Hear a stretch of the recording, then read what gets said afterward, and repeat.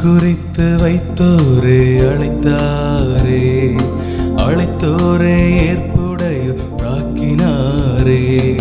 முன் குறித்து வைத்தோரே அழைத்தாரே, அழைத்தோரை ஏற்புடையோராக்கினாரே. ஏற்புடையோ தம்மாட்சியிலே பங்கு பெற செய்தாரே. ஏற்புடையோ தம்மாட்சியிலே பங்கு பெற செய்தாரே. வருவோமே மகிழ்வோமே இன்று, பழியோடு இணைவோமே இன்று. வருவோமே மகிழ்வோமே இன்று, பழியோடு இணைவோமே இன்று. முன்குறித்து வைத்தோரை அழைத்தாரே, அழைத்தோரை ஏற்புடையோராக்கினாரே.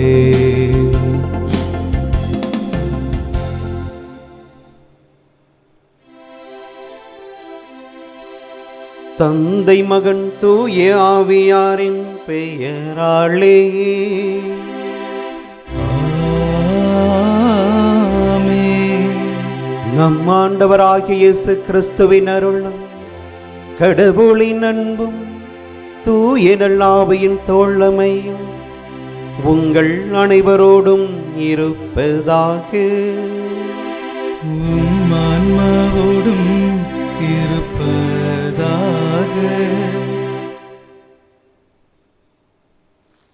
கடவுளின் வார்த்தை உயிருள்ளது, ஆற்றல் மிக்கது, இரு பக்கமும் வெட்டக்கூடிய வாளினினும் கூர்மையானது.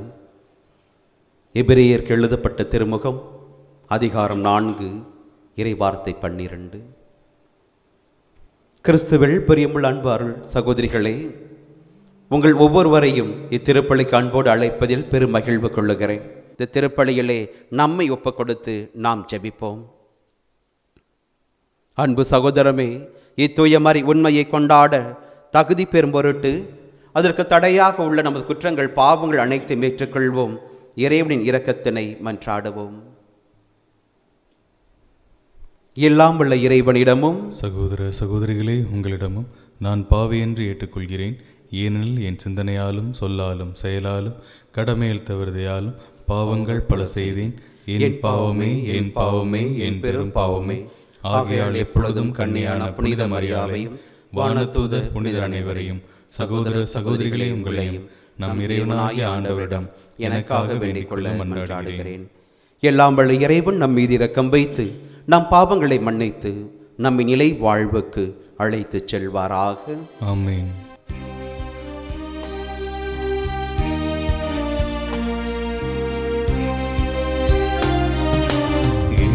பிதாவே, என்னை மன்னியும். என் பிதாவே, என்னை மன்னியும்.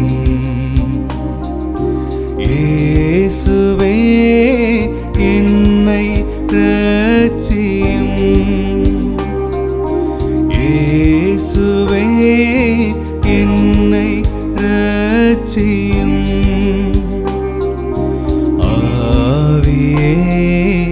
என்னை பலப்படுத்தும்.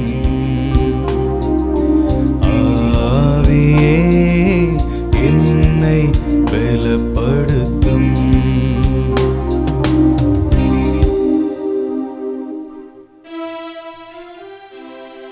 மன்றாடுவோமாக. இறைவா, உம்முடைய மக்களின் தாழ்மையான வேண்டல்களுக்கு நீர் பரிவிரக்கத்துடன் செவிசாய்க்க உம்மை வேண்டுகின்றோம். அதனால் தாங்கள் செய்ய வேண்டியதை அறியவும் அறிந்ததை நிறைவேற்றவும் அவர்களுக்கு ஆற்றல் தருவீராக. உம்மோடு தூய ஆவியின் ஒன்றைப்பில் இறைவனாய் என்றென்றும் வாழ்ந்து ஆட்சி செய்கிற எங்கள் ஆண்டவரும் உம் திருமகனுமாகிய கிறிஸ்து வழியாக உம்மை மன்றாடுகின்றோ. ஆமென். முதல் வாசகம். இதோ நான் உனக்கு சொன்ன மனிதன் சவுல், இவனே என் மக்கள் மீது ஆட்சி புரிவான். சாமுவேல் முதல் நூலிலிருந்து வாசகம். அதிகாரம் 9. இறை திருமுத்துக்கள் 1 முதல் 4, 17 முதல் 19 மற்றும் 10ஆம் அதிகாரம் இறை திருவார்த்தைகள் 1 மட்டும். அந்நாள்களில் பென்யமின் குலத்தில் கீசு என்ற ஆற்றல் மிகு வீரர் ஒருவர் இருந்தார். அவர் பென்யமீனின் அபியாவுக்கு பிறந்த பெக்காராத்தின் மகனாக சேரோனின் மகன் அபியாவுக்கு பிறந்தவர். அவருக்கு சவுல் என்ற ஓர் இளமையும் அழகும் கொண்ட மகன் இருந்தார். இஸ்ரேலின் புதல்வருள் அவரை விட அழகு வாய்ந்தவர் எவரும் இல்லர். மற்ற அனைவரையும் விட அவர் உயரமானவர். மற்ற அனைவரும் அவர் தோள் உயரமே இருந்தனர். சவுல் தந்தை கீசின் கழுதைகள் காணாமற் போயின. கீசு தம் மகன் சவுலை அழைத்து, பணியாளன் ஒருவனை உன்னோடு கூட்டிக் கொண்டு கழுதைகளை தேடிப் போ என்றார்.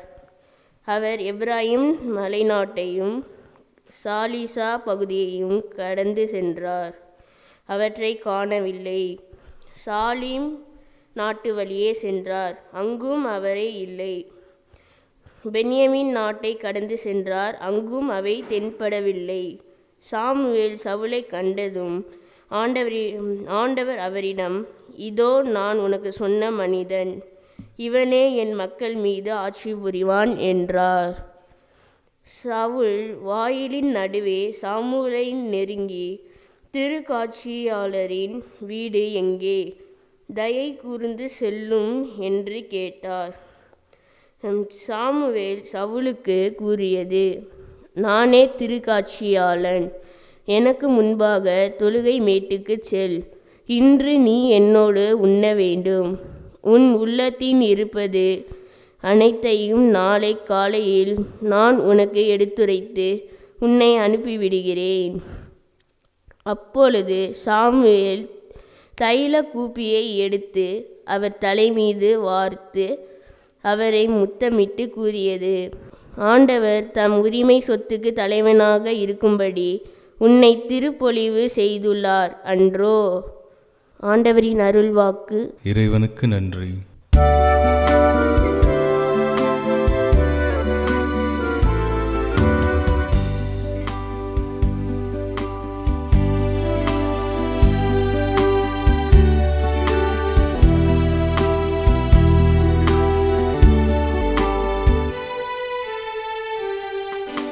அநாதி ஸ்நேகத்தால் என்னை நேசித்தீரையா, காருண்யத்தினால் என்னை இழுத்து கொண்டீரே. அநாதி ஸ்நேகத்தால் என்னை நேசித்தீரையா, காருண்யத்தினால் என்னை இழுத்து கொண்டீரே. உங்க அன்பு பெரியது, உங்க இரக்கம் பெரியது, உங்க கிருபை பெரியது, உங்க தயவு பெரியது. உங்க அன்பு பெரியது, உங்க இரக்கம் பெரியது, உங்க கிருபை பெரியது, உங்க தயவு பெரியது. அநாதி ஸ்நேகத்தால் என்னை நேசித்தீரையா, காருண்யத்தினால் என்னை இழுத்து கொண்டீரே.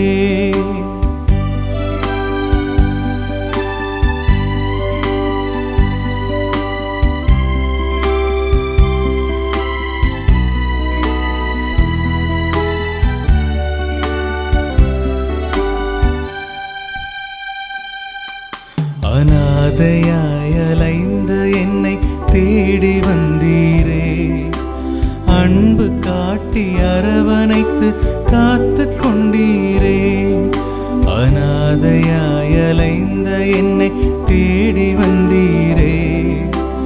அன்பு காட்டி அரவணைத்து காத்து கொண்டீரே. உங்க அன்பு பெரியது, உங்க இரக்கம் பெரியது, உங்க கிருபை பெரியது, உங்க தயவு பெரியது. உங்க அன்பு பெரியது, உங்க இரக்கம் பெரியது, உங்க கிருபை பெரியது, உங்க தயவு பெரியது. அநாதி சிநேகத்தால் என்னை நேசித்தீரையா, காருண்யத்தினால் என்னை இழுத்து கொண்டீரே.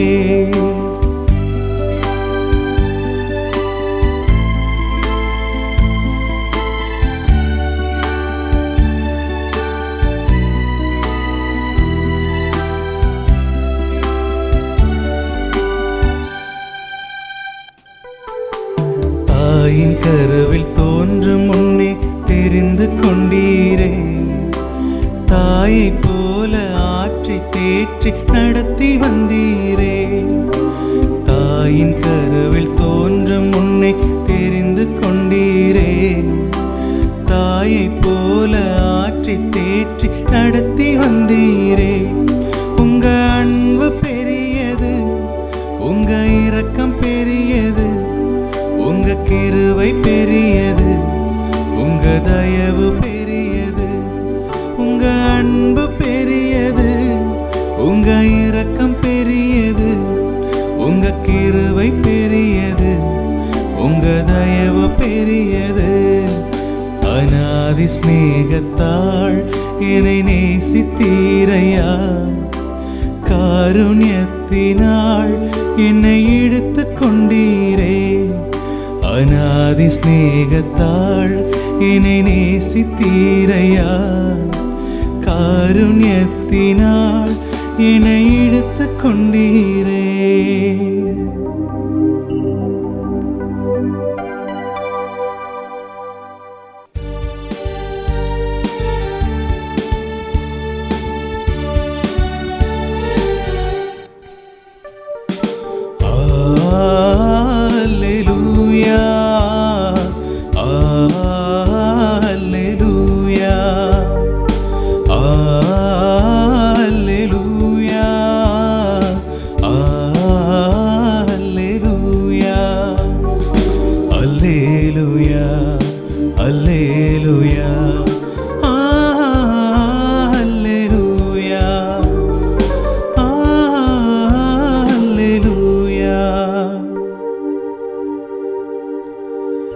ஏழைகளுக்கு நற்செய்தியை அறிவிக்கவும், சிறைப்பட்டோர் விடுதலை அடைவார், பார்வையற்றோர் பார்வை பெறுவார் என முழக்கமிடவும், ஒடுக்கப்பட்டோரை விடுதலை செய்து அனுப்பவும் ஆண்டவர் என்னை அனுப்பியுள்ளார். அல்லேலூயா.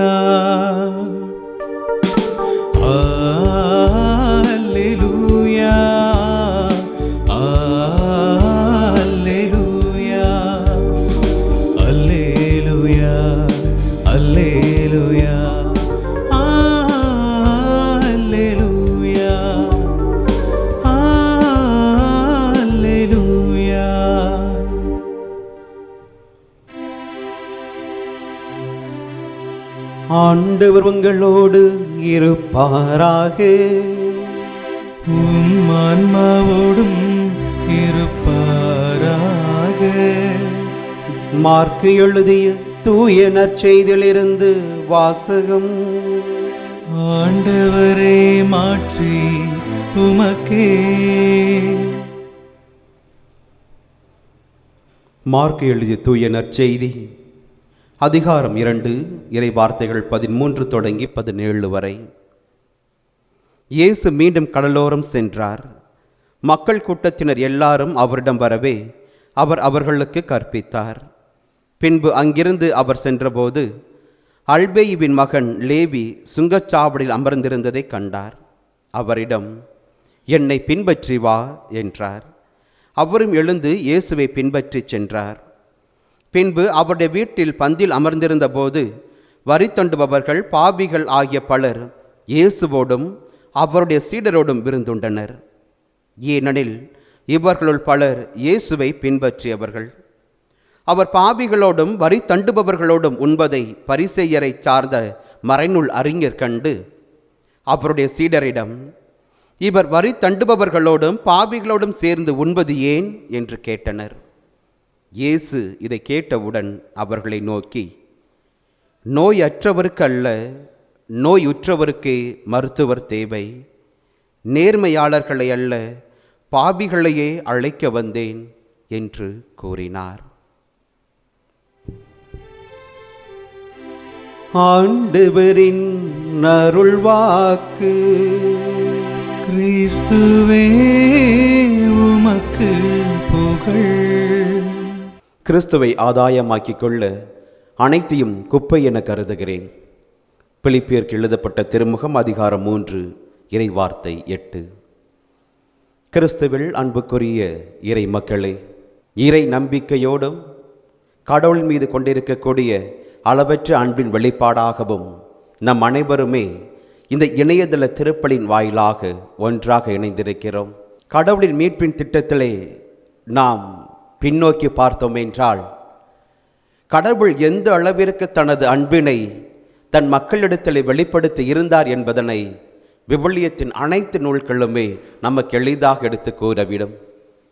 இன்னும் தெளிவாக சொல்ல வேண்டுமென்றால், அவர்களை நான் தெரிந்து கொண்டேன், அவர்கள் என் அன்புக்குரியவர்கள் என்று சொல்லி அவர்களோடு உடன்படிக்கை ஏற்படுத்தியது மட்டுமல்லாமல், அவர்களது வாழ்வனென்றும் அவர்களுக்கு தேவையான ஒவ்வொன்றையும் ஏற்படுத்தி கொடுக்கின்ற அக்கறையுள்ள ஒரு தந்தையாகத்தான் இறைவன் இன்றும் செயல்பட்டு கொண்டிருக்கிறார் என்பதனையும் விவிலியத்தின் பல நூல்களிலும் அவர் வெளிப்படுத்தி கொண்டிருக்கக்கூடிய ஒவ்வொரு நிகழ்வுகளிலும் கூட நம்மால் உணர்ந்து கொள்ள முடியும்.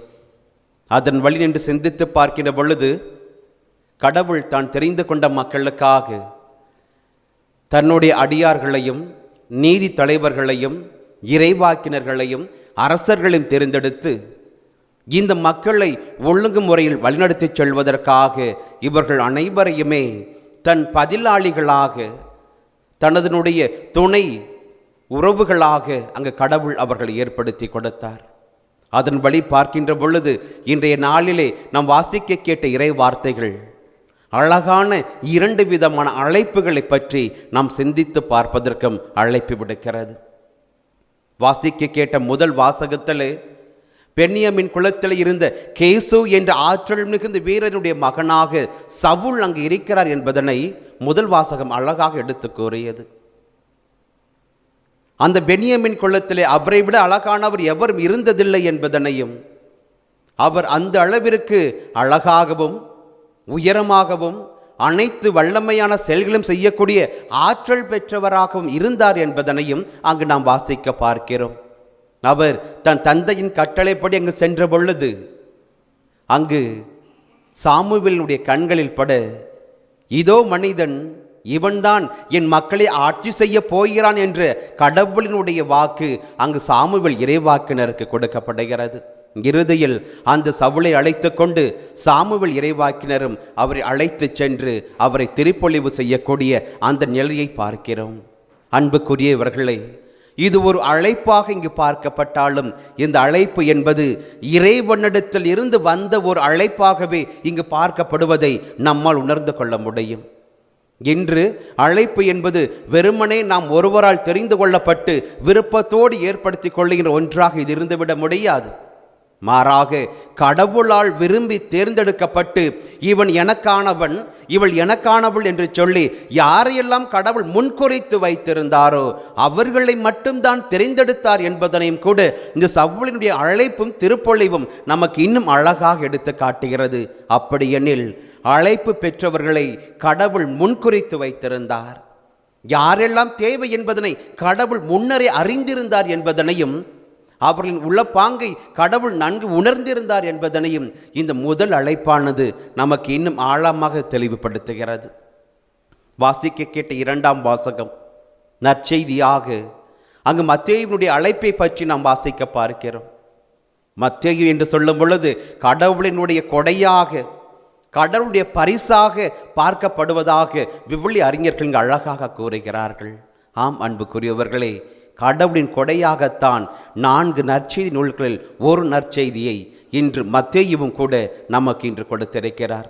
தான் பெற்ற அந்த கொடையை தன்னோடு வைத்து கொள்ளாமல், தான் பெற்ற அந்த அனுபவத்தை தன்னோடு மறைத்து விடாமல், தான் பெற்ற இந்த அனுபவம் இந்த மக்களுக்கானது, இந்த உலகத்திற்கானது. நான் பெற்ற இந்த கிறிஸ்து என்கின்ற அனுபவத்தை அனைவரும் தெரிந்து கொள்ள வேண்டும், அனைவரும் அனுபவிக்க வேண்டும் என்கின்ற அந்த உயரிய கண்ணோட்டத்தில் தான் இந்த அழகான நற்செய்தி நூலை மத்தேயு அங்கு ஏற்படுத்தி கொடுத்திருக்கிறார். அன்புக்குரியவர்களே, இவருடைய அழைப்பை பற்றி நாம் சிந்திக்கிற பொழுது அது சற்று முரண்பட்ட ஒரு அழைப்பாக இருக்க முடிவதையும் நம்மால் பார்க்க முடியும். கலிலேயாவில் பிறந்தவராக ஏரோது அந்திபாசுவினுடைய ஆளுகையின் கீழ் வரி வசூலிக்கக்கூடிய ஒரு அதிகாரியாகவே இங்கு மத்தேயு பார்க்கப்படுகிறார். வரி வசூல் செய்யக்கூடிய அந்த அதிகாரிகள் அனைவருமே விபச்சாரம் செய்பவர்களாகத்தான் அந்த யூத சமூகத்திலே பார்க்கப்பட்டார்கள்.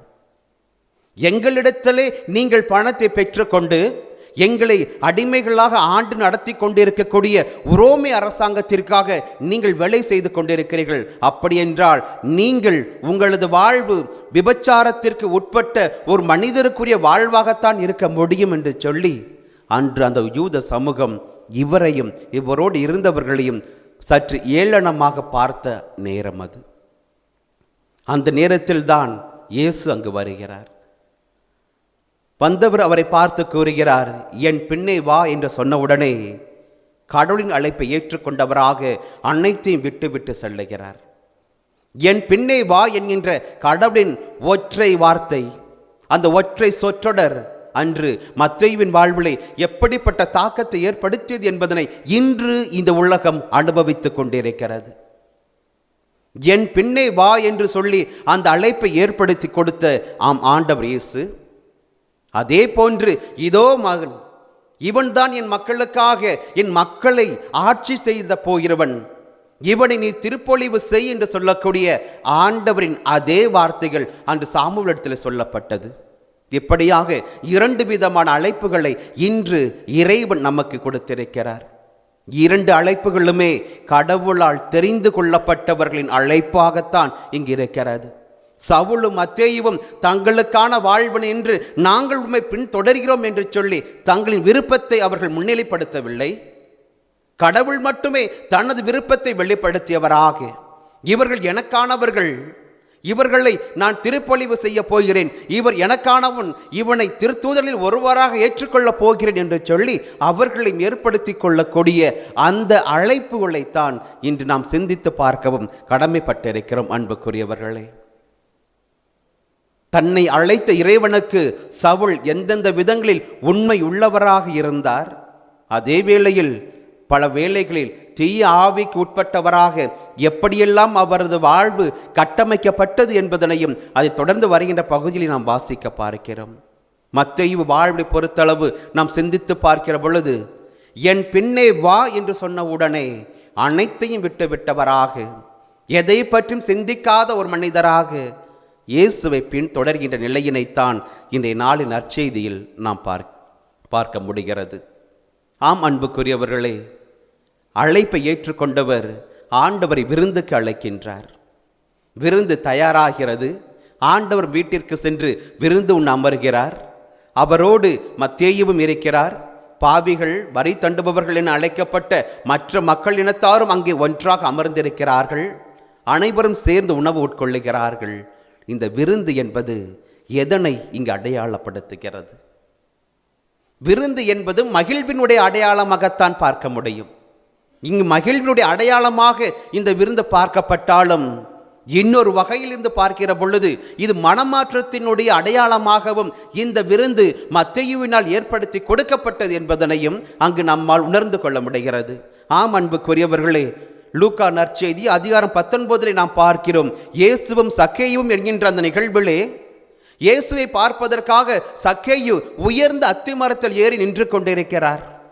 இயேசு வழியே வந்தவர் சக்கேயுவை பார்த்து சொல்லுகிறார், சக்கேயு, இறங்கி வா, இன்று நான் உன் வீட்டில் உன்னோடு உணவருந்த வேண்டும் என்று சொன்ன உடனே அளவற்ற மகிழ்வோடு இறங்கி வந்து ஆண்டவரை தனது இல்லத்திற்கு அழைத்து செல்லுகிறார். அன்புக்குரியவர்களே, அழைத்து சென்றவர் அங்கு விருந்து ஏற்படுத்தி கொடுக்கிறார். அந்த விருந்திலும் பாவிகளும் வரி தண்டுபவர்களும் என்று யாரெல்லாம் புறந்தள்ளப்பட்ட மக்களாக கருதப்பட்டார்களோ அவர்களும் இயேசுவோடு இருந்தார்கள் என்பதனையும் லூக்கா அங்கு பதிவு செய்வதை நாமும் வாசித்திருக்கிறோம். அங்கு பார்க்கிறோம், இது வெறுமனே மகிழ்வினுடைய அடையாளமாக மட்டுமல்லாமல் அந்த பகுதியுடைய இறுதியில் நான் பார்க்கிறோம், நான் யாரையெல்லாம் வஞ்சித்து ஏமாற்றி நிறைய பெற்றிருந்தனோ அவற்றையெல்லாம் 4 மடங்கு திருப்பி கொடுத்து விடுகிறேன் என்று சொல்லக்கூடிய அளவிற்கு சக்கேவின் வாழ்விலே அந்த விருந்தானது மாற்றத்தை ஏற்படுத்தி கொடுத்தது. அதே போன்று லூக்காவின் நற்செய்தி அதிகாரம் 15 இறைவார்த்தைகள் 11 முதல் வாசிக்க பார்க்கக்கூடிய இறைவார்த்தைகள், காணாமற் போன மகன் என்கின்ற உவமையிலே கூட நாம் பார்க்கிறோம். தொலைந்து போன மகன் மீண்டும் வருகை தருகின்ற அந்த நேரத்திலே அன்புக்குரிய தந்தை மிகப்பெரிய விருந்து ஒன்று ஏற்பாடு செய்கிறார். இவர் காணாமல் போயிருந்தான், இவன் இறந்து போயிருந்தான், இப்பொழுது மீண்டும் உயிர் பெற்று வந்திருக்கிறான், மிகப்பெரிய விருந்து ஒன்று ஏற்பாடு செய்யுங்கள் என்று சொல்லி மிகப்பெரிய விருந்தாக மகிழ்வினுடைய அடையாளமாக அதை அந்த தந்தை அங்கு ஏற்படுத்தி கொடுக்கிறார். அன்புக்குரியவர்களே, இது மகிழ்வினுடைய அடையாளமாக அங்கு பார்க்கப்பட்டாலும் காணாமற் போன இறந்து போன அந்த மகனுடைய மனமாற்றத்தினுடைய அடையாளமாகவும் கூட அந்த விருந்து அங்கு பார்க்கப்படுவதையும் நாம் வாசித்திருக்கிறோம். இதன் அடிப்படையில் தான் இன்று மத்தேயுவும் கூட இந்த விருந்தை ஏற்படுத்தி கொடுக்கிறார். இந்த விருந்து மகிழ்வினுடைய அடையாளமாக மட்டுமல்லாமல் அதோடு இணைந்து மனமாற்றத்தின் அடையாளமாகவும் அமைந்தது என்பதனை அங்கு நம்மால் உணர்ந்து பார்க்க முடிகிறது. வெறுமனே இந்த விருந்தை கொடுத்துவிட்டு கடவுளோடு தன்னை ஐக்கியப்படுத்திவிட்டு 3 ஆண்டுகள் இறைவன் இயேசுவோடு இருந்ததை மட்டும் அவர் தன் வாழ்நாள் நிறைவேறிவிட்டது என்று அவர் முடிவு பெறவில்லை. மாறாக ஆண்டவர் இயேசு கிறிஸ்துவினுடைய பாடுகளுக்கும் இறப்புக்கும் உயிர்த்தெழுதலுக்கும் விண்ணேற்றத்திற்கும் பிறகு எப்படிப்பட்ட வகையில் தான் அனுபவித்த இந்த இயேசுவை இந்த உலகிற்கு அறிமுகப்படுத்த முடியும் என்று எண்ணியவராக தனது எழுத்துக்களினால் அந்த இயேசுவை பிரதிபலிப்பதையும் நம்மால் பார்க்க முடிகிறது. ஆம், கிறிஸ்துவில் பிரியமுள்ளவர்களே, எந்த அளவிற்கு ஆண்டவர் இயேசுவை தனது வாழ்நாளில் உடன் பயணித்த ஒருவராக, கண்ணோடு கண் வைத்து பார்த்த ஒரு மனிதராக, அவர் செய்த அத்துணை புதுமைகளிலும் உடன் பயணித்த ஒரு திரு தூதனாக எவ்வாறெல்லாம் தன்னை இந்த மத்தேயு ஐக்கியப்படுத்தி கொண்டாரோ அதே போன்றுதான் அவருடைய வார்த்தைகள் இன்றளவும் அதே கிறிஸ்துவை நாமும் கிறிஸ்துவோடு ஐக்கியப்படுத்தி கொள்ள, அவரோடு எல்லா சூழ்நிலையிலும் ஒன்றாக இருப்பதற்கு அதற்கான சிறப்பான அழைப்பையும் நமக்கு தருவதையும் அந்த நற்செய்தியினுள்ளே வாசிக்கிற பொழுது நாமும் உணர்ந்து கொள்ளுகிறோம். இந்த நற்செய்தியினுடைய சிறப்பை பற்றி இன்னும் ஆழமாக சிந்தித்து பார்க்கிற பொழுது நம் இந்திய தேசத்திற்கு 16ஆம் நூற்றாண்டில் நற்செய்தி பணியாற்ற வந்த சவேரியார் இந்த தேசத்திலே கால் பதிப்பதற்கு முன்னதாக தனது கைகளில் கொண்டு வந்திருந்த அந்த திருவிவிலியம் எதுவாக இருந்தது என்று பார்த்தோம் என்றால் அது மத்தேயுடைய நற்செய்தியை தாங்கி இருந்த ஒரு திருவிவிலியமாகத்தான் அது இருந்தது என்பதனையும் அங்கு வரலாற்று குறிப்புகள் எடுத்து கூறுகின்றன. மத்தேயு நற்செய்தி அதிகாரம் 16 இறைவார்த்தை 16 பகுதியிலே நாம் வாசிக்க பார்க்கிறோம். இந்த உலகம் முழுவதையும் ஒருவர் தனதாக்கி கொண்டாலும் தன் ஆன்மாவை இழப்பார் எனில் அதனால் அவருக்கு கிடைக்கக்கூடிய பயன் என்ன? இந்த வார்த்தைகள் தான் அன்று சவேரியாருடைய மனதிலே ஆழமான தாக்கத்தை ஏற்படுத்தியது. என் வாழ்வில் ஆழமான தாக்கத்தை ஏற்படுத்திய இந்த இறை வார்த்தையை என்னால் விட்டுவிட இயலாது என்பதை உணர்ந்தவராகத்தான் அன்று நற்செய்தி பணியாற்றுகிற பொழுது கைகளிலே இந்த மத்தேயுடைய நற்செய்தியை சுமந்து சென்றார். அதோடு மட்டுமல்லாமல் இந்திய தேசத்திற்காக பாடுபட்ட தேச தந்தை காந்தி அவர்களும் கூட இதே மத்தேயு நற்செய்தி அதிகாரம் 5 நாம் வாசிக்க பார்க்கிறோமே, மழை பொழிவு, அதனுடைய வார்த்தைகளால் அதிகம் ஈர்க்க பெற்ற மனிதராக இந்த வார்த்தைகள் தான் எனது அகிம்சை போராட்டத்திற்கு உத்வேகத்தை கொடுத்தது என்று சொல்லும் அளவிற்கு இந்த மத்தேயுவினுடைய வார்த்தைகள் இருந்தது என்பதனையும் காந்தியடிகளும் கூட அங்கு பதிவு செய்ததை நாம் பார்த்திருக்கிறோம், கேட்டிருக்கிறோம். அப்படி என்றால் இந்த மத்தேயுவினுடைய வாழ்வு மட்டும் சிறப்பு பெற்றதாக இல்லை, மாறாக அவரை போன்று அவருடைய வார்த்தைகளும் எழுத்துக்களும் செயல்பாடுகளுமே சிறப்பு மிக்கதாக இருந்தது. அந்த சிறப்பு மிக்கவை இன்றும் பல மனிதர்களின் வாழ்விலே ஆழமான தாக்கத்தை ஏற்படுத்தி இருக்கிறது என்பதற்கு அன்று சவேரியாரும் இன்று காந்தியடிகளும் இன்று இந்த நாளிலே நீங்களும் நானுமாக சான்று பகர்வதற்குத்தான் இன்றைய நாளுக்கு இறை வார்த்தையும் நமக்கு அழைப்பு விடுக்கிறது. ஆம் அன்புக்குரியவர்களே, சிந்தித்து பார்க்க வேண்டிய தருணம். ஒவ்வொரு நாளுமே திருப்பலில் முழுமையாக பங்கெடுத்து விட்டு அதோடு நாம் நற்கரை உட்கொண்டு விட்டு நாம் பணிகளை செய்துவிட்டு ஒவ்வொரு நாளும் எப்படி நாம் கடந்து சென்றோம் என்றால் இது கிறிஸ்து விரும்பக்கூடிய வாழ்வாக இருந்துவிட முடியாது. கிறிஸ்துவுக்காக சான்று பகரக்கூடிய ஒரு வாழ்வாகவும் இது இருந்துவிடலாகாது. அப்படி என்றால் எப்படிப்பட்ட வாழ்வை நாம் கொணர வேண்டும், எப்படிப்பட்ட வாழ்வை இன்று நாம் பெற்றிருக்கிற வேண்டும் என்பதை சிந்தித்து பார்க்க வேண்டிய தருணம். இதை சிந்தித்து பார்த்தவராகத்தான் அன்று மத்தேயு தனக்கான அனுபவத்திலிருந்து இந்த உலகிற்கான அந்த இயேசுவை அடையாளப்படுத்தினார். அடையாளப்படுத்தப்பட்ட இயேசு வெறுமனே அடையாளமாக மட்டும் இருந்து விடாமல் அவர் மீண்டுமாக வாழ்வாக்கப்பட வேண்டும் என்பதுதான் இன்று நாம் அனைவருமே ஏற்றுக்கொள்ளப்பட வேண்டிய ஒரு கடமையாக, ஒரு உணர்வாகவும் இங்கு இருக்கிறது. எனவே அடையாளப்படுத்தப்பட்ட நம் ஆண்டவர் இயேசு நம் வாழ்வோடு வாழ்வாக ஒருவராக மாற வேண்டும் என்றால் நிச்சயமாக இந்த மத்தேயுடைய இறை வார்த்தைகள் எந்த அளவிற்கு அன்று புனிதரிலும் அந்த தேச பிதாவிலும் மாற்றத்தை கொணர்ந்ததோ, தாக்கத்தை ஏற்படுத்தியதோ, இன்று அதே தாக்கம் இன்று நம் ஒவ்வொருவரிலும் ஏற்படுத்த வேண்டும். நிச்சயமாக அது ஏற்படுத்தும் என்பதனையும் நம்மால் உணர்ந்து கொள்ள முடியும். கடவுளின் வார்த்தை உயிர் உள்ளது, ஆற்றல் மிக்கது, வாளினும் கூர்மையானது என்பதனை எபிரேயருக்கு எழுதப்பட்ட புத்தகம் அதிகாரம் 4 இறைவார்த்தை 12 கூட நாம் வாசிக்க பார்க்கிறோம். அப்படி என்றால் இந்த கடவுளின் வார்த்தையை ஒவ்வொரு நாளும் நாம் தியானித்தோம் எனில் நிச்சயமாக அன்று அந்த மத்தேயுவிற்கு கிடைத்த அதே மகிழ்ச்சி, அதே மாற்றம் இன்று உங்களிலும் என்னிலும் நேரிடும் என்பதற்கு இந்த இறைவார்த்தை தான் அடித்தளமாக இருக்க முடியும் என்பதையும் நம்மால் உணர்ந்து பார்க்க முடிகிறது. எம் அன்புக்குரியவர்களே, இறை வார்த்தையை கையில் மட்டுமே ஏந்தக்கூடியவராக இல்லாமல் அதை வாழ்வோடு பொருத்தி பார்க்கக்கூடியவர்களாக நம் வாழ்வு மாறட்டும். அப்படி மாறுகிற பொழுது நிச்சயமாக இறைவன் உயிர் உள்ளவராக, ஆற்றல் உள்ளவராக, தன் வார்த்தையின் வழியாக தனக்கான வாரல்களை எப்பொழுதெல்லாம் தேர்ந்தெடுத்து கொடுத்தாரோ அதே போன்று மீண்டும் அதே இறைவன் தன் வார்த்தையின் வழியாக உங்களையும் தேர்ந்தெடுப்பார். உங்களிலும் தனது திருவுள்ளத்தை தெரியப்படுத்துவார். உங்களையும் அவரது மீட்பின் கருவிகளாக பயன்படுத்துவார். அவற்றிற்கெல்லாம் தேவையானது அந்த கடவுளின் வார்த்தையை சுமக்கக்கூடியவர்களாக, அந்த கடவுளின் வார்த்தையை வாழ்வாக்கக்கூடியவர்களாக நாம் வாழ வேண்டும் என்பதுதான். அப்படிப்பட்ட வாழ்வு நமதாக்கப்பட வேண்டும் என்று சொல்லி இறைவனிடத்தில் வேண்டுவோம். அந்த இறைவன் நம்மை ஒருவரையும் நிறைவாக ஆசிர்வதிக்கட்டும். ஆமேன்.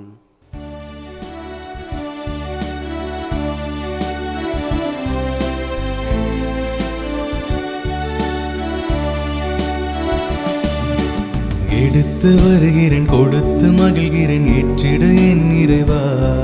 உன் திருப்பலி வீட அர்ச்சனை மலராய் மலர்ந்திட அருள் புரிவாய்.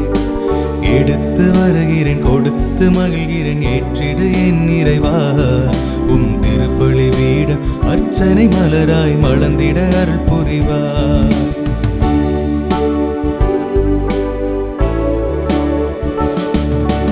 உழைப்பின் கணிது உமக்கென தந்தை, ஏற்றிடு என் இறைவா. உழைப்பின் கணிது உமக்கென தந்தை, ஏற்றிடு என் இறைவா. உமக்கு உகந்த பழியில் பழி பொருளாய் தினம் தருவேன், ஏற்றிடுவாய். என்னை தருவேன், ஏற்றிடுவாய். தருவேன், ஏற்றிடுவாய். என் இறைவா ஏற்றிடுவாய். தருவேன், ஏற்றிடுவாய். என் இறைவா ஏற்றிடுவாய். எடுத்து வருகிறேன், கொடுத்து மகிழ்கிறேன், ஏற்றிடு என் இறைவா. உம் திருப்பலி வீட அர்ச்சனை மலராய் வளர்ந்திட அருள் புரிவாய். அன்புமிக்க சகோதர சகோதரிகளை, என்னுடையதும் உங்களுடையதுமான இப்பலி எல்லாம் வல்ல தந்தை இறைவனுக்கு ஏற்றதாகும்படி மன்றாடுங்கள். ஆண்டவர் தம் பேரின் புகழ்ச்சிக்காகவும் மாட்சிக்காகவும் நமது நன்மைக்காகவும் புனித திருவை அனைத்து நலனுக்காகவும் நமது கையின்றி பலியை ஏற்றுக்கொள்வாராக. இறைவா, உம்மக்கள் அளிக்கும் இக்காணிக்கைகள் உமக்கு ஏற்புடையதாயிருக்க உம்மை வேண்டுகின்றோ. அதனால் இக்காணிக்கைகள் வழியாக அவர்கள் புனிதமடைந்து இறை பற்றுதலோடு தாங்கள் வேண்டுவதை பெற்றுக் கொள்வார்களாக. எங்கள் ஆண்டவராகிய கிறிஸ்து வழியாக உம்மை மன்றாடுகின்றோ.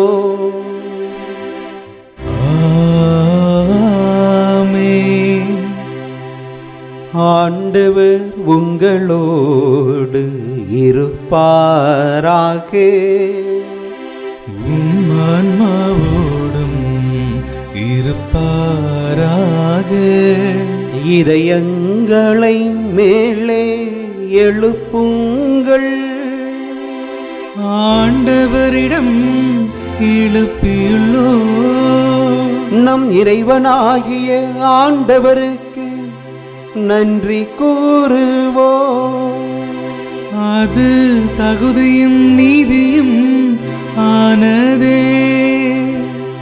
ஆண்டவரே, தூயவரான தந்தையே, என்றுமுள்ள எல்லாம் வல்ல இறைவா, எங்கள் ஆண்டவராகிய கிறிஸ்து வழியாக எந்நாளும் எவ்விடத்திலும் நாங்கள் உமக்கு நன்றி செலுத்துவது மெய்யாகவே தகுதியும் நீதியும் ஆகும். எங்கள் கடமையும் மீட்புக்குரிய செயலுமாகும். ஏனெனில் தவறிழைத்த எங்கள் மீது கிறிஸ்து இரக்கம் கொண்டு கன்னி மரியாவிடமிருந்து பிறக்க திருவுளமானார். அவரே சிலுவையில் பாடுபட்டு முடிவில்லா சாவிலிருந்து எங்களை விடுவித்து இறந்தோரிடமிருந்து உயிர்த்தெழுந்து நிலை வாழ்வை எங்களுக்கு அருளினார். ஆகவே வானக தூதர் முதன்மை வானக தூதரோடும் அரியணையில் அமர்வோர் தலைமை தாங்குவரோடும் வான்படைகள் அணிகள் அனைத்தோடும் சேர்ந்து நாங்களும் உமது ஆட்சியினை புகழ்ந்து பாடி முடிவின்றி பாடுவதாவது: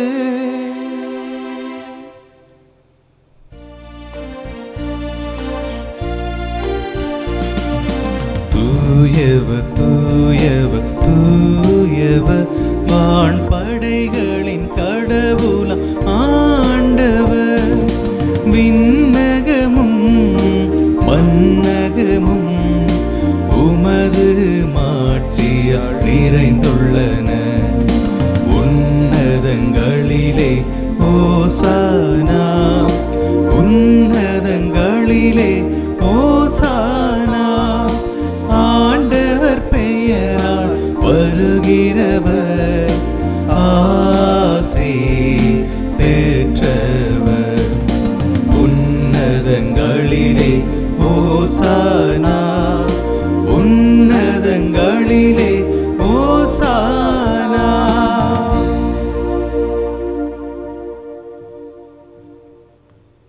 ஆண்டவரே, நீர் மெய்யாகவே தூயவர், தூய்மை அனைத்திற்கும் ஊற்று.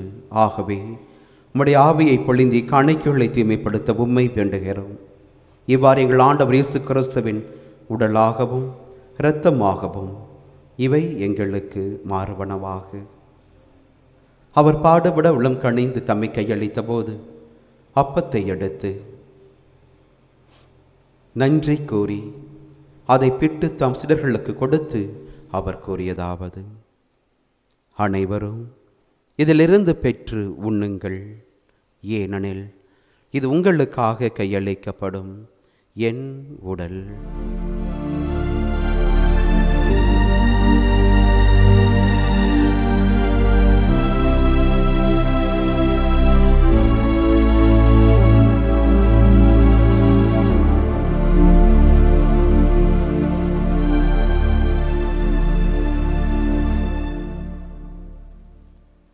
அவ்வண்ணமே இரவு விருந்து அருந்திய பின் கிண்ணத்தையும் எடுத்து மீண்டும் உமக்கு நன்றி கூறி தம் சீடர்களுக்கு கொடுத்து அவர் கூறியதாவது: அனைவரும் இதிலிருந்து பெற்று பருகுங்கள், ஏனெனில் இது புதிய நிலையான உடன்படிக்கைக்குரிய என் இரத்தத்தின் கிண்ணம்.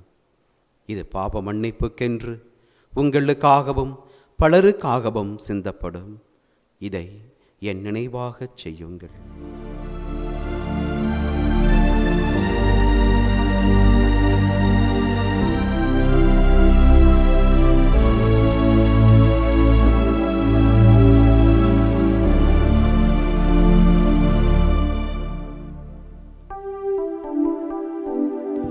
நம்பிக்கையின் மறை பொருள். ஆண்டவரே, நீ வருமளவும் உமது இறப்பினை அறிக்கையிடுகின்றோ, உமது உயிர்ப்பினையும் எடுத்துரைக்கின்றோ. ஆகவே ஆண்டவரே, நாங்கள் கிறிஸ்துவின் இறப்பினையும் உயிர்ப்பினையும் நினைவு கூர்ந்து வாழ்வுதரும் அப்பத்தை மீட்பளிக்கும் கிண்ணத்தையும் ஒப்புக் கொடுக்கிறோம். உம் திருமுன் நின்று உமக்கு ஊழியம் புரிய தகுந்தவர்கள் என எங்களை ஏற்றுக்கொண்டீர். எனவே உமக்கு நன்றி செலுத்துகிறோம். கிறிஸ்துவின் உடலிலும் இரத்தத்திலும் பங்கு கொள்ளும் எங்களை தூய ஆவியார் ஒன்று சேர்க்க வேண்டும் என உம்மை தாழ்மையுடன் மன்றாடுகிறோம். ஆண்டவரே, உலகெங்கும் பரவியிருக்கும் போது திரு அவையை நினைவு கூர்ந்தருளும். எங்கள் திருத்தந்தை பிரான்சிஸ், எங்கள் மறைத்தளத்தின் ஆயர் ஆரோக்கியராஜ், ஏனைய ஆயர்கள், எல்லா திருநிலையினர் ஆகிய அனைவரோடும் மது திரு அவை அன்பில் நிறைவு பெற செய்திருளும். உயிர் தெழுவோம் என்கின்ற நம்பிக்கையோடு உம்மில் துயில் கொண்டிருக்கக்கூடிய அன்புக்குரிய சகோதரர் சகோதரிகளையும் இறந்தோர் அனைவரையும் இரக்கத்துடன் நினைவு கூர்ந்து மது திருமுக ஒளியினுள் ஏற்றருளும். எங்கள் அனைவர் மீதும் இரக்கமாயிரும். கடவுளின் கன்னி தாயான புனித அன்னை மரியா, அவருடைய அன்பு கணவரான புனித யோசேப்பு, புனித திருத்தூதர்கள், இவ்வுலகில் முகுந்தவராய் இருந்த புனிதர்கள் அனைவருடனும் நாங்கள் நிலைவாழ்வில் பங்கு கொள்ளும் தகுதி பெற்று உம் திருமகன் இயேசு கிறிஸ்து வழியாக உம்மை புகழ்ந்தேத்தும் வரமருள உம்மை மன்றாடுகிறோம்.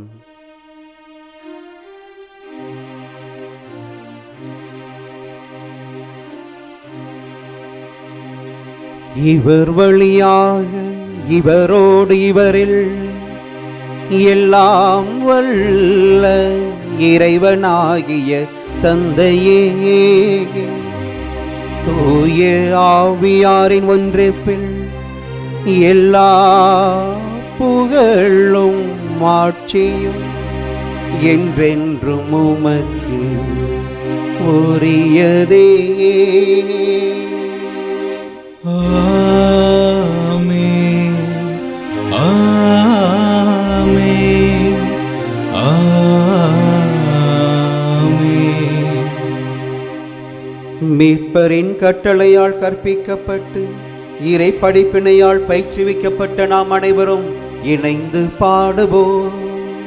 விண்ணுலகில் இருக்கிற எங்கள் தந்தையே, உமது பெயர் தூயது என போற்ற பெருக, உமது ஆட்சி வருக, உமது திருவுள்ளம் விண்ணுலகில் நிறைவேறுவது போல மண்ணுலகிலும் நிறைவேறுக. எங்கள் அன்றாட உணவை இன்று எங்களுக்கு தாரும். எங்களுக்கு எதிராக குற்றம் செய்வோரை நாங்கள் மன்னிப்பது போல எங்கள் குற்றங்களை மன்னியும். எங்களை சோதனைக்கு உட்படுத்தாதேயும், தீமையிலிருந்து எங்களை விடுவித்தருளும். ஆண்டவரே, தீமை அனைத்திலும் இருந்து எங்களை விடுவித்து எங்கள் வாழ்நாளில் அமைதியை காணிவுடன் அருள உம்மை மன்றாடுகின்றோம். உமது இரக்கத்தின் உதவியால் நாங்கள் பாவத்தில் இருந்து எப்போதும் விடுதலை பெற்று யாதொரு கலக்கமுமின்றி நலமாயிருப்போமாக. நாங்கள் எதிர்நோக்கி இருக்கும் பேரின்பத்திற்காகவும் எம் மீட்பராகிய இயேசு கிறிஸ்துவின் வருகைக்காகவும் காத்திருக்கின்றோம். ஏனெனில் ஆட்சியும் வல்லமையும் மாட்சியும் என்றென்றும் உமதே. ஆண்டவர் இயேசு கிறிஸ்துவே, அமைதியை உங்களுக்கு விட்டுச் செல்லுகிறேன், இந்த உலகம் தர முடியாத அமைதியை நான் உங்களுக்கு தருகிறேன் என்றும் திருத்தூதர்களுக்கு மொழிந்தீரே. எங்களுடைய குற்றங்களையும் குறைகளையும் பாவங்களையும் பாராமல் உமது திருவுள்ளத்திற்கேற்ப இத்திரு ஆவி நம்பிக்கையை மட்டுமே நிறைவாக கண்ணோக்கி பார்த்து எங்களுக்கு ஒற்றுமையையும் அமைதியையும் வளமான வாழ்வினையும் தந்தருள்வீராக. என்றென்றும் வாழ்ந்து ஆட்சி செய்கின்றவர் நீரே. ஆமென். ஆண்டவருடைய அமைதி உங்கள் அனைவரோடும் இருப்பதாக. உம் ஆன்மாவோடும் இருப்பதாக. ஒருவருக்கு ஒருவர் நம் ஆண்டவர் தருகின்ற அமைதியை பகிர்ந்து கொள்வோம்.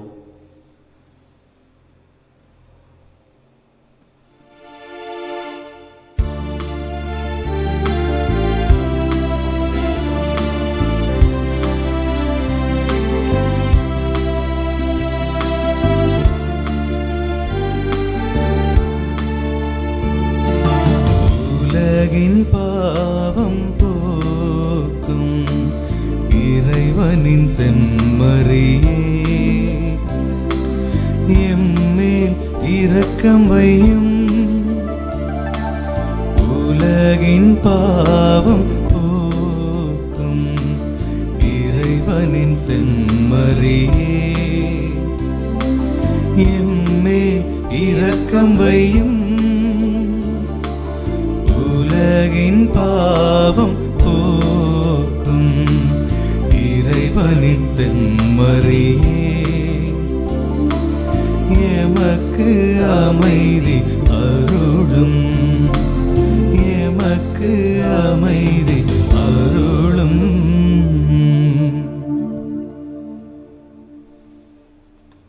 இதோ இறைவனின் செம்மறி, இவரை உலகின் பாவங்களை போக்குகின்ற நம் ஆண்டவராகிய இயேசு கிறிஸ்து இவரது அன்புக்குரியவர்களாக திருமுழுக்கு என்கின்ற அருள் அடையாளத்தின் வழியாக நம் கிறிஸ்தவ வாழ்வின் வழியாகவும் இவருக்கு சான்று பகர இன்று அழைப்பு தருகிற தேவன் இவரே. இந்த தேவனுடைய திருவிருந்துக்கு அழைப்பு பெற்ற நம் அனைவரும் பேறு பெற்றோர். ஆண்டவரே, நீர் என் இல்லத்தில் எழுந்தருள நான் தகுதியற்றவன். ஆனால் ஒரு வார்த்தை மட்டும் சொல்லியருளும், என் ஆன்மா நலமடையும். ஆசை திருவிருந்துக்கான மன்றாட்டு. ஆண்டவரே, நீர் என் இல்லத்தில் எழுந்தருள நான் தகுதியற்றவன். ஆனால் ஒரு வார்த்தை மட்டும் சொல்லியருளும் என்று நூற்றுவர் தலைவன் ஜெபித்தது போல நாங்களும் இப்போது உம் திருப்பாதம் பணிந்து வேண்டுகிறோம்.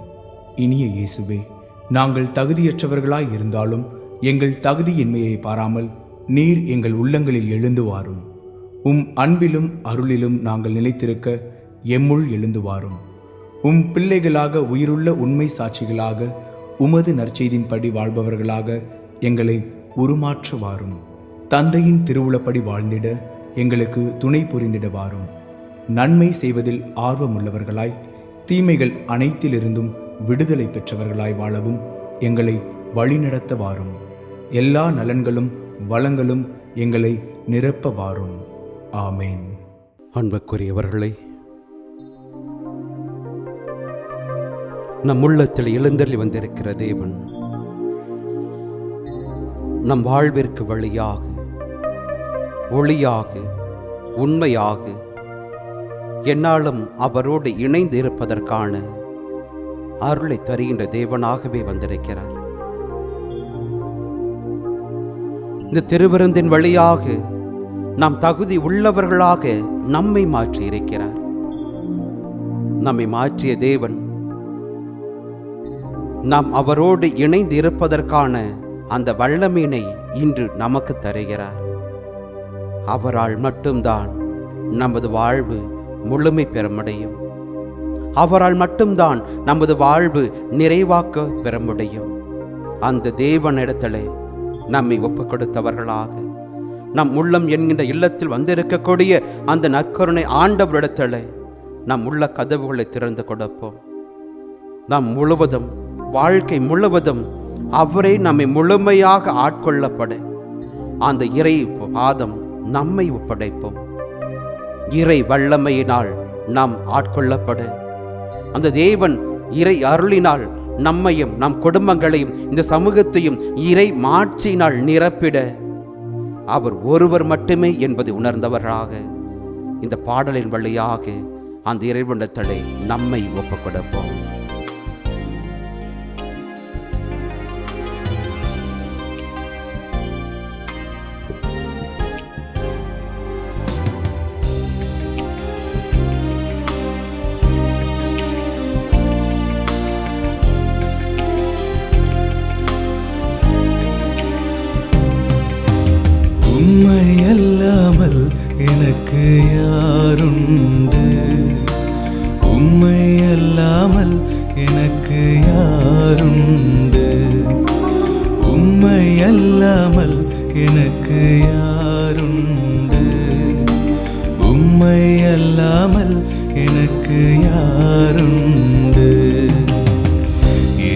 இயேசையா அல்லேலூயா என் இயேசையா அல்லேலூயா என் இயேசையா அல்லேலூயா என் இயேசையா அல்லேலூயா உம்மை அல்லாமல் எனக்கு யாருண்டு உம்மை அல்லாமல் எனக்கு யாருண்டு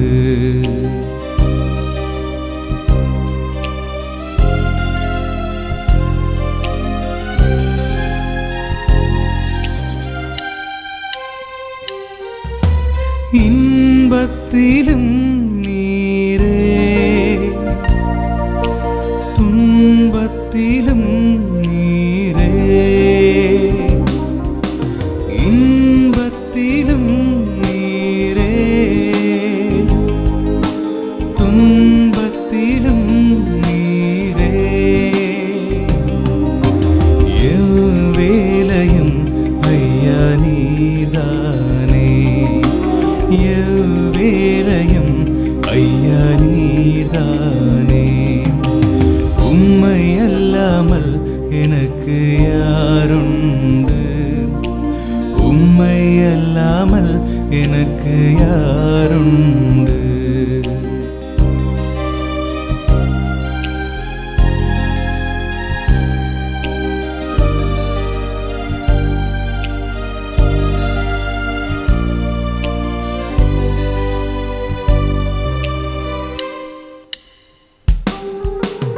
இம்மையிலும் நீரே மறுமையிலும் நீரே இம்மையிலும் நீரே மறுமையிலும் நீரே எந்நாளுமே ஐயா நீதானே எந்நாளுமே ஐயா நீதானே உம்மை அல்லாமல் எனக்கு யாருண்டு உம்மை அல்லாமல் எனக்கு யாருண்டு உம்மை அல்லாமல் எனக்கு யாருண்டு உம்மை அல்லாமல் எனக்கு யாருண்டு என் இயேசையா அல்லேலூயா என் இயேசையா அல்லேலூயா என் இயேசையா அல்லேலூயா என் இயேசையா அல்லேலூயா உம்மை அல்லாமல் எனக்கு யாருண்டு உம்மை அல்லாமல் எனக்கு யாருண்டு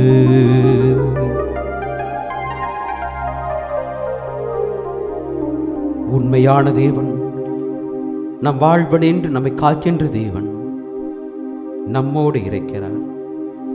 அந்த தேவனன்று வேறு எதுவும் நம்மை ஒன்றும் செய்ய இயலாது.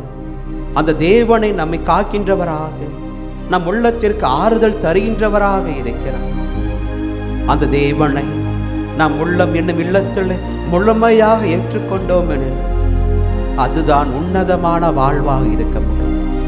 ஆம் அன்புக்குரியவர்கள், அன்று பவுல் பிலிப்பியருக்கு எழுதிய திருமுகத்திலே அழகாக கூறுகிறார், உண்மையாக சொல்லுவேன், இது எனது ஒப்பற்ற செல்வம், ஆண்டவராய் இயேசு கிறிஸ்துவை பற்றிய அறிவுதான் எனது ஒப்பற்ற செல்வமாக இருக்க முடியும் என்பதனை அங்கு பவுல் மனமிறங்கி கூறுகிறார்.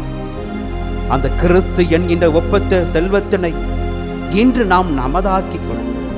நம்மிடத்தில் வந்திருக்கக்கூடிய இந்த தேவன் எதனாலும் விலை போக இயலாதவர், எந்த சூழ்நிலையிலும் நம்மை விட்டு கொடுக்காதவர், என்ன நேர்ந்தாலும் நீ எனக்குரியவன், நீர் எனக்கானவள் என்று சொல்லி எல்லா நேரத்திலுமே நமக்காக நம்மோடு துணை நிற்கின்றவராகவே இந்த தேவன் இருக்கிறார். நிச்சயமாகவே இவரால் மட்டும்தான் நாம் ஆறுதல் பெற முடியும். நிச்சயமாகவே இவரால் மட்டும்தான் நமது வாழ்விற்கான குறிக்கோள்களை அடைய செய்ய முடியும். நிச்சயம் இவரால் மட்டும்தான் நமது வாழ்வும் அழகுற அமைய முடியும். அந்த தேவனை பற்றிய முழுமையான அறிவு, முழுமையான செல்வமாக இருக்கக்கூடிய அந்த ஆண்டவரை நிறைவாக பற்றிக் கொள்வோம். இதோ இன்றைய நாளுக்குரிய நற்செய்தியை நாம் வாசிக்க பார்த்தோமே. இந்த மண்ணுலக வாழ்வு நின்று அதன் செல்வங்களை எல்லாம் துறந்த மனிதனாக மத்தேயு இயேசுவின் பின்னே சென்றாரே. இந்த மண்ணுலக எனக்கு வேண்டாம் ஆண்டவரே, இந்த மண்ணுலக தருகின்ற இன்பங்கள் துன்பங்கள் வேண்டாம் ஆண்டவரே, மாறாக எனது வாழ்வின் இலக்கு நீரே மட்டும்தான் இருக்கிறீர் என்பதை உணர்ந்தவர்களாக அந்த விண்ணுலகம் சார்ந்த வாழ்வுக்கு இந்த மண்ணுலக வாழ்வை தயாரிக்கின்ற அந்த மத்தேயுவை போன்றவர்களாக இன்று நம் வாழ்வு அமையட்டும். அதற்கேற்ற இறைவனிடத்திட வேண்டும். அந்த இறை பதத்தில் நம்மை ஒப்படைப்போம். இந்த இம்மையான வாழ்விலும் மறுமையான வாழ்விலும் எனது வாழ்வுடைய இலக்காக ஆண்டவர் நீரேதானே இருக்கிறீர் என்று சொல்லுவோம். நமது வாழ்வின் இலக்காக அவர் இருக்கிற பொழுது வேறு எதுவும் நம் சிந்தனைகளை இடமறிய செய்யாது, வேறு எதுவும் நம்மை இடம் தளரச் செய்யாது, வேறு எதுவும் நமக்கான வாழ்வு நின்று நம்மை அகற்றிவிட முடியாது. மாறாக அந்த தேவன் மட்டுமே தான் நம்மை நம் வாழ்வு நின்று அழைத்து கொள்ளக்கூடியவராக, வாழ்வனை நின்று நிறை அருளை தருகின்றவராக இருக்க முடியும். அந்த தேவனிடத்திலே ஒப்படைப்போம். உள்ள கதவை திறந்து கொடுப்போம். நிச்சயமாக இவரால் அன்றி வேறு ஒருவராலுமே நமக்கு ஆறுதலான வாழ்வை தர முடியாது.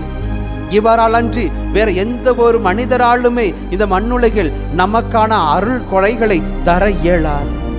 இவர் மட்டுமே தான் இன்று நம்மை நம் வாழ்வன் என்று பார்க்கின்ற தேவனாக இவர் மட்டுமே தான் இருக்கிறார். நம்மிடத்தில் இருக்கக்கூடிய எந்த தேவன் நிச்சயமாக நம்மை நமது வாழ்வை மாற்றுவார். ஆதலால் அந்த மாற்றலின் விளைவு மகிழ்வான வாழ்வு இன்று நமக்கு கிடைக்கும் என்கின்ற உன்னதமான நம்பிக்கையில் அனைத்தையும் துறந்தவர்களாக, அனைத்து இன்பங்கள் துன்பங்களை மறந்தவர்களாக, இந்த மண்ணுலகம் தருகின்ற அனைத்து இன்பங்களை மறந்தவர்களாக, விண்ணுலகம் சார்ந்த பின்னை மட்டுமே பற்றி கொள்ளக்கூடிய இறை அன்புக்கு உரிய பிள்ளைகளாக நம்மை ஒப்படைப்போம். அதுவே இறைவன் எதிர்பார்க்கின்ற வாழ்வு. அதுதான் இந்த மண்ணுலக மக்களினுடைய எதிர் வாழ்வாக இலக்காக இருக்க முடியும் என்பதை மனதில் இருத்தி கொண்டவர்களாக தொடர்ந்து ஆண்டவரிடத்தில் வேண்டுவோம். நம்மை ஒப்படைப்போம்.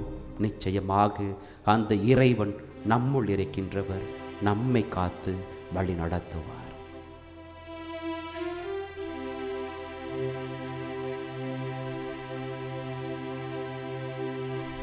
நன்றி உணர்வுடன் மன்றாடுவோமாக. எல்லாம் வல்ல இறைவா, உம்மை பணிவுடன் நாங்கள் வேண்டுகின்றோம். அதனால் உம் அருளடையாங்களால் புத்துயிர் பெற்ற நாங்கள் உமக்கு ஏற்புடைய வாழ்வாழ் பணிபுரிய கனிவுடன் எங்களுக்கு அருள்வீராக. எங்கள் ஆண்டவராகிய கிறிஸ்து வழியாக உம்மை மன்றாடுகின்றோம்.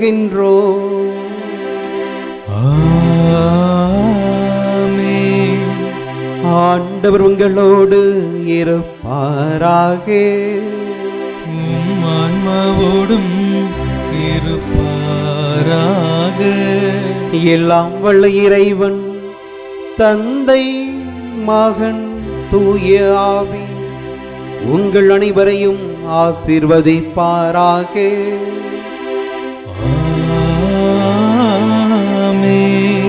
சென்று வாருங்கள், கடவுள் நம்மோடு. இறைவனுக்கு நன்றி.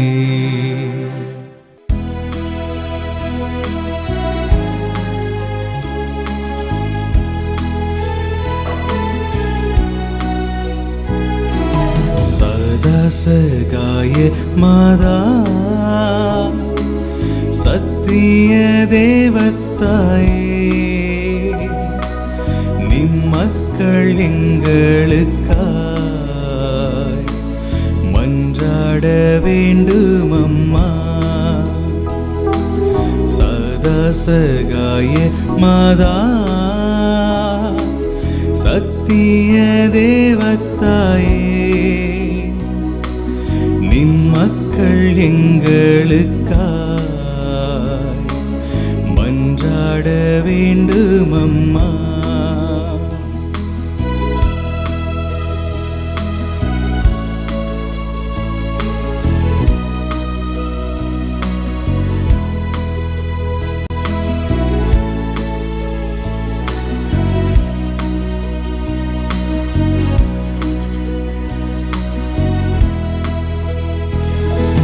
துன்பத்தில் வாழும் மக்கள்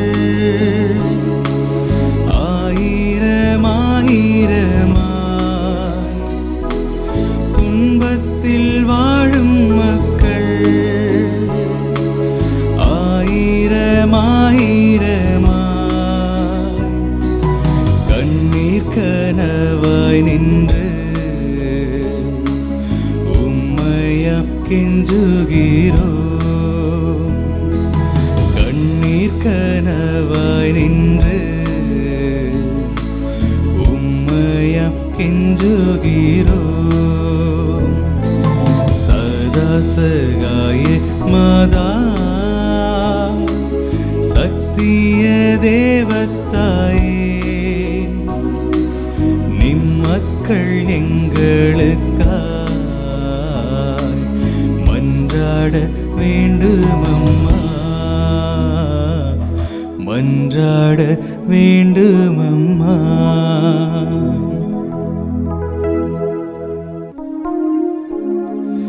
நிலையான புகழுக்குரிய தூய்மை மிகு நற்கருணைக்கு எல்லா காலமும் ஆராதனையும் புகழும் மாட்சியும் உண்டாக கடவது. தந்தை மகன் தூய